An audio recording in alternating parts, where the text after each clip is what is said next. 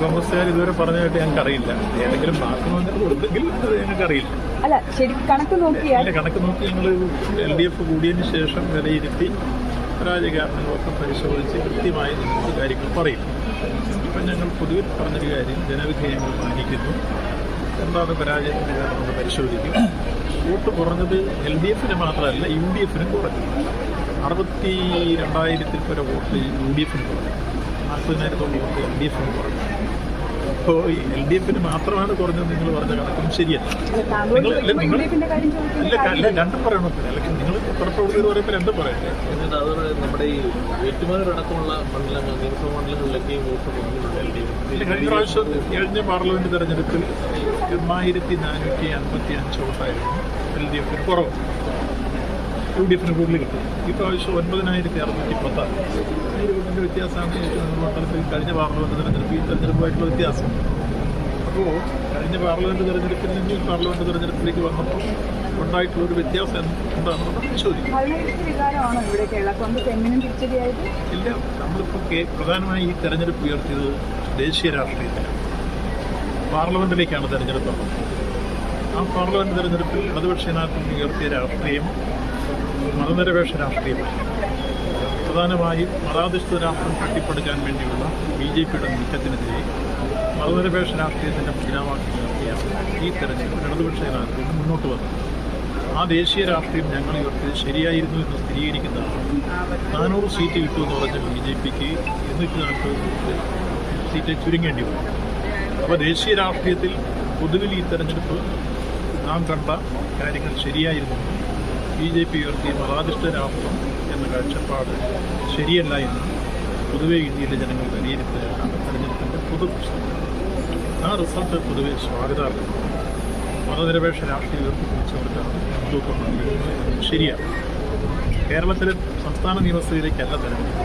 അതേസമയത്ത് സംസ്ഥാന നിയമസഭയെ ബന്ധപ്പെട്ട ഏതെങ്കിലും കാരണം ഇതിനകത്തുണ്ടോ എന്ന് ഞങ്ങൾ പരിശോധിക്കും. ഇതിപ്പോൾ പറഞ്ഞു കഴിഞ്ഞു.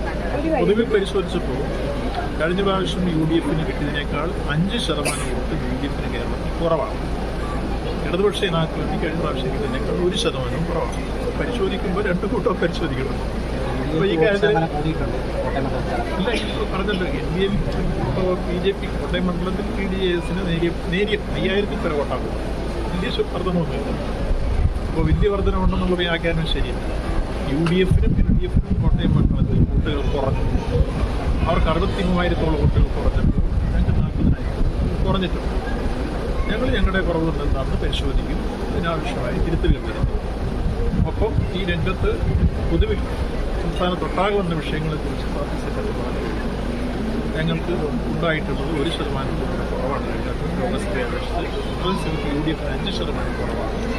പൊതുവിൽ ഞങ്ങൾക്കുണ്ടായ പോരായ്മ ഞങ്ങൾ പരിശോധിച്ച് ആവശ്യമായ തിരുത്തലുകൾ വരുന്നു പറഞ്ഞിട്ടുണ്ട്. അതേസമയത്ത് ദേശീയ രാഷ്ട്രീയത്തിൽ ഞങ്ങൾ ഉയർത്തിയ കാഴ്ചപ്പാട് ശരിയായിരുന്നു എന്ന് പരിഗണിച്ചു.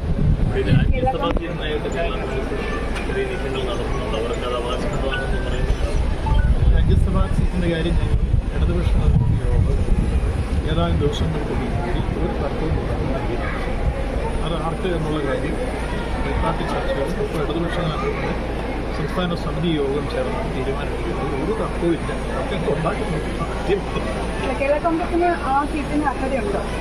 പറഞ്ഞല്ലോ, ആരുടെ അർഹതയെന്നും ആർക്കെല്ലാം തീരുമാനിക്കുന്ന മുന്നണി സമിതിയാണ്, സംസ്ഥാന സമിതിയാണ്, ഏതെങ്കിലും വ്യക്തിയല്ല. അത് ഞങ്ങൾ ഇടതുപക്ഷ ജനാധിപത്യയുടെ സംസ്ഥാന സമിതി യോഗം ചേർന്ന് തീരുമാനമെടുത്ത് ഒരു തർക്കവും കൂടാതെ ഏതാനും ദിവസം പ്രഖ്യാപിക്കും.